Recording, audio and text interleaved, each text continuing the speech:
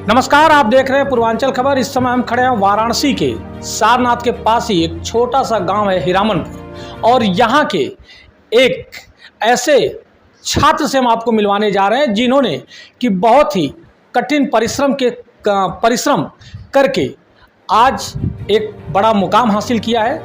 PCSJ में इन्होंने एक अच्छे अंकों के साथ उत्तीर्ण किया है और ये हमारे देश के भावी जज भी हैं। लेकिन इस पे एक कहावत मैं आपको बता दूं, हरिवंश राय बच्चन जी की एक कहावत है, कोशिश करने वालों की हार नहीं होती। तो उसको अगर सार्थक आज हम अगर देख सकते हैं तो हम इनके रूप में देख सकते हैं। इनके नाम से भी मैं आपको रूबरू कराऊंगा। इनका नाम है रविकांत यादव और इन्होंने PCSJ टॉप किया है और आज ये आने वाले समय में एक अच्छे जज की भूमिका में रहेंगे, आप लोगों के सामने रहेंगे। और हमारी भी यही दुआ है कि अच्छे निर्णय ले, लोगों को न्याय मिले।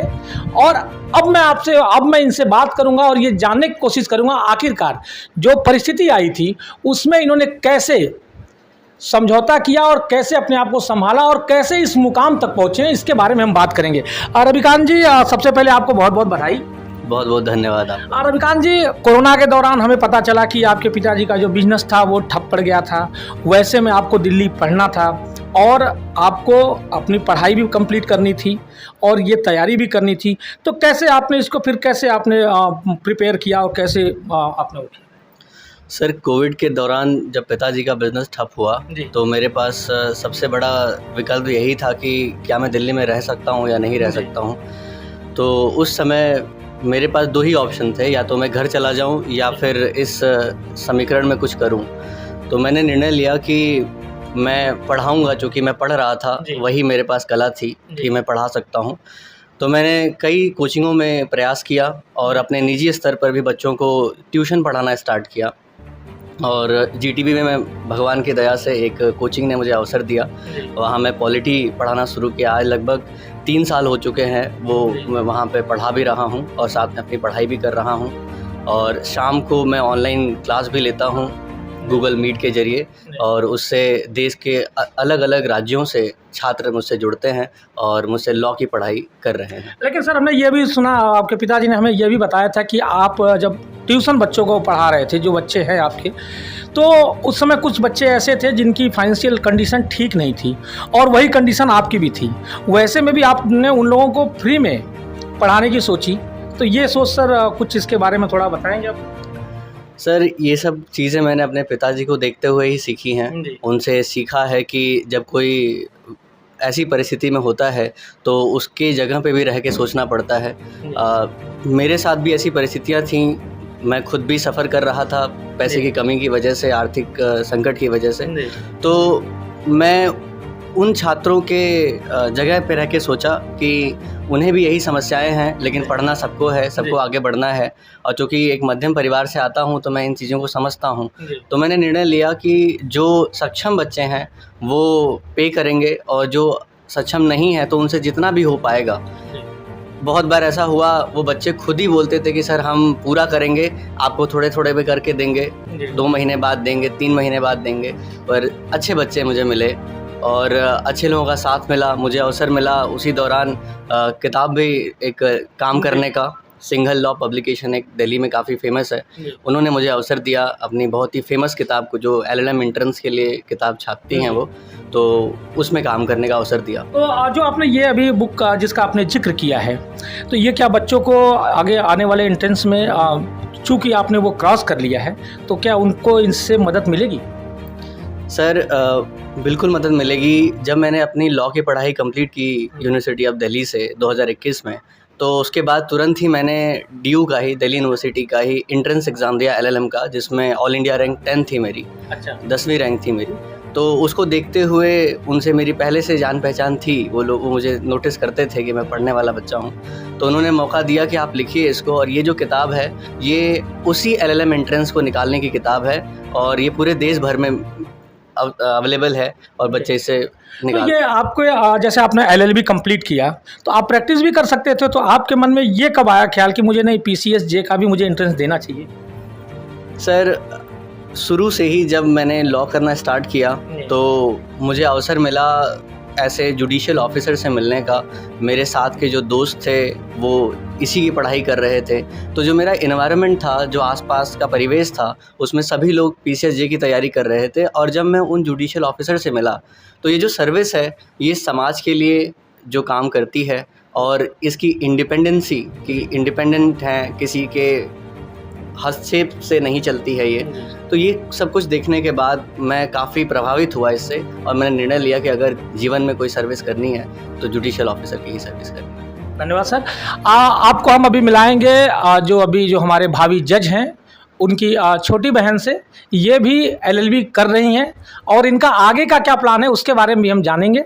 क्या नाम है आपका? मेरा नाम श्रेया यादव है। मैं हरिचंद पीजी कॉलेज से एलएलबी इस ईयर में कंप्लीट किया है और मैंने महात्मा गांधी काशी विद्यापीठ से एलएलएम का फॉर्म अप्लाई किया, एंट्रेंस दिया है उसका। क्या आपको भी अपने भैया की तरह जज बनना है या प्रैक्टिस करना है? जी बिल्कुल, मुझे भी पीसीएसजे का एग्ज़ाम क्लियर करना है। मुझे गाइड करने वाले मेरे मार्गदर्शक मेरे भाई ही रहे हैं। अच्छा। उन्होंने ही मुझे यहाँ तक पहुँचाया है और आगे भी यही हमारे मार्गदर्शक रहेंगे। धन्यवाद।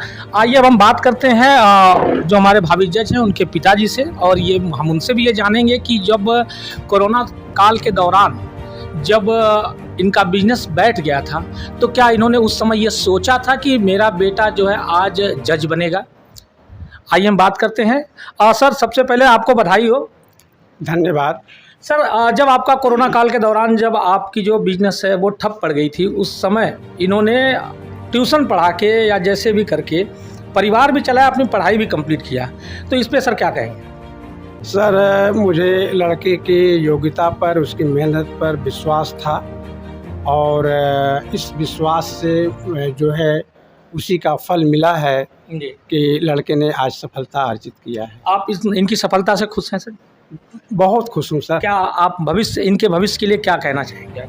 सर, इनके भविष्य के लिए यही कहेंगे कि इनको एक महत्वपूर्ण जॉब मिला है और उस जॉब का सम्मान करते हुए ईमानदारी के साथ जनता की सेवा करें। धन्यवाद सर। सबसे पहले जो सबसे मेन है, क्योंकि बेटे जो है सबसे ज़्यादा करीब होते हैं अपनी माँ के, तो हम इनको नहीं भूल सकते, इनसे भी हम बात करेंगे। आंटी जी, सबसे पहले आपको बधाई हो कि आपके बेटे ने पीसीएसजे का जो है एग्ज़ाम क्लियर किया है। धन्यवाद सर। आंटी जी, कभी आपने जैसे बात करते थे या घर पे खाना वगैरह बनाते समय, क्योंकि ज़्यादातर बच्चे माँ के करीब होते हैं, बच्चियाँ बाप के करीब होती हैं, तो कभी आपने इनसे ये डिस्कस किया या इन्होंने आपको बताया था इसके बारे में? जी सर, बताया था। मैंने बहुत उम्मीद की थी कि बेटा बहुत बड़े पद पर बनो, बहुत बड़े पद पर रहोगे, पढ़ लिख के बहुत महान बनोगे। तो बोलते थे कि माँ आपका आशीर्वाद रहेगा तो मैं बहुत बड़ा आदमी बनूंगा।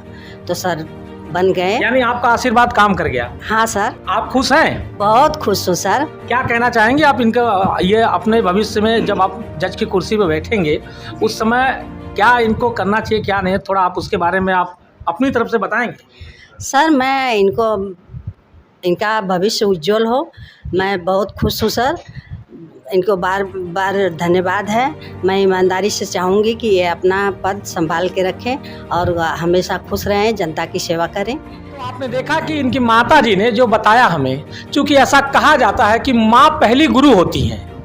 बच्चा जब पैदा होता है, कि जब अपनी माँ की गोद में जाता है तो माँ बोलना, मामा बोलना, पापा बोलना, ये माँ के द्वारा ही सिखाया जाता है। माँ पहली गुरु होती हैं, तो पहले ही गुरु का जो आशीर्वाद जो लेके आगे बढ़ेगा तो वो निश्चित तौर पे कामयाब होगा। उसकी एक जीती जागती मिसाल है हमारे सामने रविकांत यादव जी, जो कि आज अच्छे खासे मुकाम पे पहुंच गए हैं और इनकी जो मेहनत है वो रंग लाई है। कोरोना काल के दौरान जो इन्होंने संघर्ष किया था उसका भी परिणाम मिला है। इसीलिए कहा जाता है कि कभी भी आपके अच्छे कर्मों का फल यही मिलता है आपको। यह वही इनको मिला है। इनके पिता का जो कर्म है, जो उनका सीधापन है उसका, और इनकी माता जी का जो आशीर्वाद था उसका इनको पूरा प्रताप मिला है। और भी ऐसी खबरों के लिए देखते रहे पूर्वांचल खबर। नमस्कार।